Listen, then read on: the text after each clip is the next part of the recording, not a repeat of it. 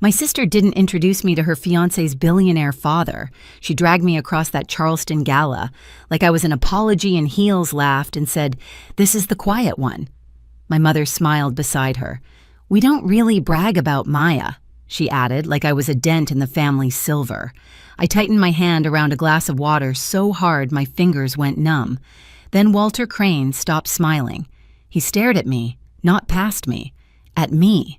"And in a room built to celebrate my sister," he whispered. "I've been looking for you for 14 months. My name is Maya Bennett. I was 32 that night, old enough to know better than to expect fairness from my own family, but apparently not old enough to stop hoping for it.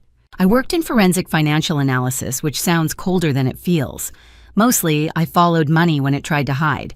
Strange payments, inflated bills, fake vendors, tiny leaks inside companies that turned into millions of dollars if nobody paid attention. I liked the quiet of it. Numbers did not flatter you. They did not pretend. They either matched or they didn't. My family never understood that. To them, success had always looked like my sister Vivian. 35, beautiful, polished, a corporate attorney with a smile that could survive bad lighting and worse people. My parents spoke her name like it came with a frame around it. At Thanksgiving, they mentioned her law firm before the turkey was carved. At Christmas, they slipped her trial wins into conversations with neighbors. With me, they said Maya works with data, then moved on before anyone could ask what that meant. The gala was at an old estate in Charleston, the kind of place with stone columns, white tablecloths, and chandeliers that made everyone tilt their chin up like they were richer than they were. The air smelled like perfume, polished wood, and champagne. A photographer moved through the room, catching laughter that sounded expensive. Vivienne looked perfect in ivory silk. Elliot, her fiancé, stood beside her like he had been born inside rooms like that, and my parents hovered near his family, bright-eyed, careful, hungry for approval. I wore a navy dress I had bought on sale and smoothed down 3 times before walking in. My mother glanced at it and said, "You look fine. Fine. Not beautiful. Not even nice." Then I checked the seating chart. My name wasn't at the family table. It had been added by hand to a small card near the back, beside a cousin I hadn't seen since middle school, and a chair no one ever sat in. My father found me by the bar before dinner. "Just don't get into the details of your work tonight," he said softly. "People don't really follow that stuff." I nodded because fighting him there would have made me the problem. Then Vivian spotted Walter Crane walking in, and her fingers closed around my elbow. Vivian did not ask if I wanted to meet Walter Crane. She steered me through the gala with her hand locked around my elbow, smiling at people as if we were sharing some sweet sisterly moment. Her grip told the truth. "Keep it simple," she murmured without looking at me. "Just say you do analysis. I know how to speak to people, Viv." Her smile stayed perfect. "Tonight is important. Please don't make it weird." There it was. The family rule polished down to one sentence. Vivian could be impressive. I could be manageable.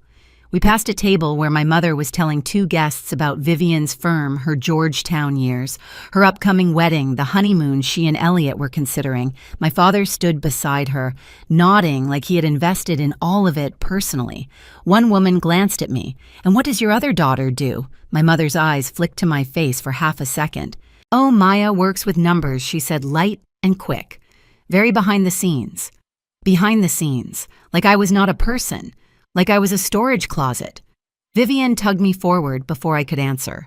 Walter Crane stood near the terrace doors, silver-haired calm, surrounded by people who laughed half a second too late at everything he said. Elliot straightened when he saw him. My parents straightened too. It was almost funny watching grown adults become children around money. Walter Vivian said, bright as glass, "There's someone I should introduce." She pulled me beside her, not close enough to feel loved, just close enough to be displayed. "This is my sister Maya," she said. Then she laughed. "This is the quiet one." A few people smiled politely. My chest tightened, but I kept my face still. Before I could speak, my mother stepped in, holding her champagne flute near her pearls. "We don't really brag about her," she said. "Maya likes to keep to herself." My father gave a small chuckle. "She does things with bills and spreadsheets. Hard to explain." The room did not go silent. That was the worst part. The music kept playing, Glasses kept clinking. Someone behind me laughed at something unrelated. My fingers went cold around my water glass, and for 1 second, I felt 12 years old again sitting at the end of the dinner table while everyone talked around me. But Walter Crane did not laugh. He looked at me. Not past me. Not through me. At me. "What did you say your last name was?" he asked. "Bennett," I said. His face changed. For a few seconds, nobody moved. Then Walter Crane said my name again, quieter this time. "Maya Bennett." Vivian's hand slipped off my arm. My mother smiled too hard. "Walter, have you two met before?" He did not answer her. His eyes stayed on me, sharp now, searching. "Did you work on a review involving healthcare payments about 3 years ago?" he asked. A pattern of small charges buried inside routine bills. My throat went dry. I had not heard anyone mention that case in years. "Yes," I said carefully, but I was never officially assigned to it. Walter's jaw tightened, not in anger, but recognition. A man in a dark suit appeared beside him and leaned close. His assistant, I guessed. Walter nodded once, then looked back at me. "Would you speak with me privately for a moment?" Behind him, Vivian's face changed from confusion to alarm. "Maya," she said quickly, low enough that only I could hear. "What is this?" "I don't know," I said. And that was true. The assistant led us to a small sitting room off the main hall. The noise of the gala softened behind the door, turning into a dull hum. Inside, the room smelled like old books and lemon polish. My hands were still cold. Walter did not sit right away. "You filed a report," he said. "Payments routed through vendors that should not have existed. Bills rounded in patterns too consistent to be accidental. Contract charges inflated just enough to pass casual review." I stared at him. 3 years earlier, I had been working in a small compliance office in Charlotte with flickering lights and coffee that tasted burnt by 9 in the morning. The file had landed on my desk by mistake. I was supposed to log it and pass it along. But the numbers bothered me, so I stayed late. I compared payments, I marked bills, I followed tiny charges through company after company until the pattern opened like a trap door. By the time I finished, the loss was not small, it was millions. I sent the report through the proper oversight channel. Then I left that job months later. No one called, no one thanked me, no one in my family even asked why I kept coming home exhausted. "I thought nothing came of it," I whispered. Walter finally sat. "My team spent 14 months trying to find the person who wrote that analysis," he said. "One of our companies recovered millions because of it." The room blurred at the edges. Then he asked, "May I thank you publicly?" I looked toward the door. "Yes," I said. When we stepped back into the ballroom, it felt like the air had changed temperature. Vivian saw us first. She was standing near the cake table with Elliot's hand at her waist, laughing at something she clearly had not heard.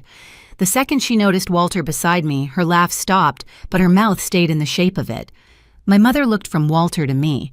My father looked at the floor. Walter moved to the center of the room without raising his voice. He did not need to.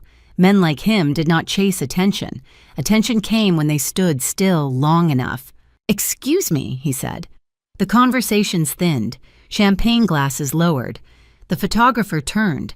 Vivian took one small step forward, already preparing her gracious bride smile. I could see it forming that polished look she wore whenever praise was coming her way. Walter turned slightly toward her and Elliot. "I'm grateful to be here tonight," he said. "This is an important evening for both families." Vivian's shoulders softened. Then Walter looked at me. "But before the night continues, I need to acknowledge someone." The room went quiet in a different way. Not polite quiet, hungry quiet. My mother's fingers tightened around her clutch. Walter continued calm and measured. 3 years ago, someone identified a pattern of payments and bills that had been hidden inside ordinary business operations. The amounts were small enough to be ignored one by one, but together they pointed to a loss in the millions. A murmur moved through the room. I felt every pair of eyes start looking around, searching for the important person. The partner, the executive, the investigator with a silver watch and a powerful handshake. Nobody looked at me yet. Walter's voice stayed even. That analysis helped open the door to a larger review. Money was recovered, damage was stopped, and my team spent 14 months trying to find the person who had done the work before anyone else saw it. Vivian's face lost color. Elliot's hand slowly dropped from her waist. Walter turned fully toward me. I found her tonight. My chest hurt, not from fear, from the strange, almost unbearable weight of being seen after years of being summarized badly. Walter said, "Maya Bennett, I've been looking for you for 14 months. The silence that followed was so complete I could hear the ice shift in someone's glass. The photographer lowered his camera. My mother blinked fast, as if the room had betrayed her. My father opened his mouth, then closed it. Vivian stared at me like I had changed shape in front of her. I wanted to disappear. That was the old instinct. Make it easier, make it smaller, smile, shrug, protect them from what they had just done. But I did not move. Walter lifted his glass slightly. People often misunderstand quiet work. They think if it is not announced, it is not important. But some of the most valuable work I have ever seen was done without an audience. His words landed cleanly. Not cruel, worse for them. Accurate. My mother stepped forward, her smile trembling at the edges. "Well," she said too brightly, "we have always known Maya was very bright. Both our girls are remarkable in different ways." I turned my head slowly. "No, Mom." The room froze again. My mother's smile collapsed by a fraction. I did not raise my voice. I did not need to. "You don't get to say that tonight." Her lips parted. "Maya, this is not the time. That is what you always say when the truth is inconvenient." A soft sound moved through the guests. Someone inhaled. Someone else shifted back from the table. My father finally found his voice. "We didn't know it was that serious," he said. "You never explained it like that." I looked at him. I tried. His eyes flickered. "At dinner. In the car. After work. You called it number stuff. You told me not to confuse people." The words were simple. That made them worse. Vivian stepped in, her face tight. "This is my engagement party." "I know," I said. Her eyes shone with anger. "Then why are you doing this?" That almost made me laugh. Not because it was funny, but because it was so perfectly Vivian. Even now, with the truth standing in the middle of the room, she could only see herself being interrupted. "I'm not doing anything," I said. "I'm standing here while someone tells the truth about me. That feels strange because none of you have ever done it before." Elliot looked at her then. Not dramatically, not like a movie, just a small turn of his head. But I saw it. Vivian saw it too. For the first time that night, she looked afraid. Not of me, of being understood. Walter did not interfere. That made me respect him more. He had opened the door, but he did not walk through my family's damage and claim ownership of it. My mother whispered we were trying to make a good impression, and I was the cost I asked. She said nothing. My father swallowed hard. "Maya." I looked at him and waited. He had no sentence after my name. That had always been the problem. Walter set his glass down. "I apologize if my acknowledgement created discomfort," he said, though everyone could hear he was not apologizing for the truth. "But I will not apologize for recognizing excellent work." Then he turned back to me, formal now. "I would like to speak with you after tonight in a proper professional setting. No pressure, no assumptions, just a conversation you should have been offered a long time ago." For one sharp second, I saw my family the way the room saw them. Not cruel villains. Something smaller, more embarrassing. People who had mistaken polish for worth and silence for emptiness. I nodded to Walter. "I'll take the meeting." Vivian's jaw tightened. "So that's it." He says one nice thing and suddenly you're above us. "No," I said. "I'm not above you." I looked at my mother, then my father, then my sister. "I'm just not beneath you anymore." Nobody answered. There are silences that punish. This one did. The band started again a few seconds later, softly, awkwardly, as if music could cover what everyone had already heard. Guests looked down at their plates. Elliot touched Vivian's arm, but she pulled away, still staring at me. I walked back to the table where my name had been added by hand. The small card was still there, tucked near the edge like an afterthought. Maya Bennett. I picked it up and held it between my fingers. For years, that was where my family had put me. At the edge, near the back. Close enough to count, if anyone asked, far enough not to matter. Then I looked across the ballroom. Walter Crane was still watching me, not with pity, but with respect. My mother's eyes were wet. My father looked older than he had 10 minutes before. And Vivian, beautiful, Vivian stood under all that expensive light with no idea what to do now that I was no longer willing to disappear. I slipped the place card into my purse, not as a souvenir, as evidence. The next morning, my mother called before I had finished my coffee. Her voice was soft in that careful way people use when they are trying to step over broken glass. "Sweetheart," she said, "your father and I were thinking. What Walter said last night was wonderful. I might mention it to a few friends from church." I watched steam rise from my mug. "You can be proud," I said, "but don't tell it like you were standing beside me all those years." Silence.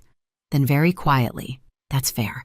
It was the first fair thing she had given me in a long time. My father did not call. He left a voicemail around noon. 11 seconds of breathing, one throat clear, and then his voice smaller than I had ever heard it. I should have asked more Maya. "I'm sorry. I saved it. Not to use against him, just because truth from my father had always been rare enough to keep." Vivian came to my apartment 3 days later. No makeup shield, no perfect smile, just a beige coat, red eyes, and a paper coffee cup she forgot to drink from. She stood in front of my corkboard staring at the lines, notes, payment trails, and bill patterns pinned across it. "This is what you do?" she asked. "Part of it." She nodded slowly. "I called it your little world." "You did." Her mouth trembled. It wasn't little. I just never tried to see it. I did not forgive her right there. Real forgiveness does not work like a light switch. But I let her sit down. A few weeks later, I met Walter's team in a glass conference room downtown. I did not accept a title. I agreed to consult independently with clear boundaries and the authority to follow the numbers wherever they led. For once, nobody asked me to make myself easier to understand. Months later, I drove past that Charleston estate and saw the chandeliers glowing through the windows. I thought about what they called me. The quiet one. They said it like emptiness, but they were wrong. Quiet is not weakness. Sometimes quiet is precision, waiting for its moment. If your own family has ever made you feel like a footnote, tell your story in the comments. And hit subscribe so you don't miss the next one.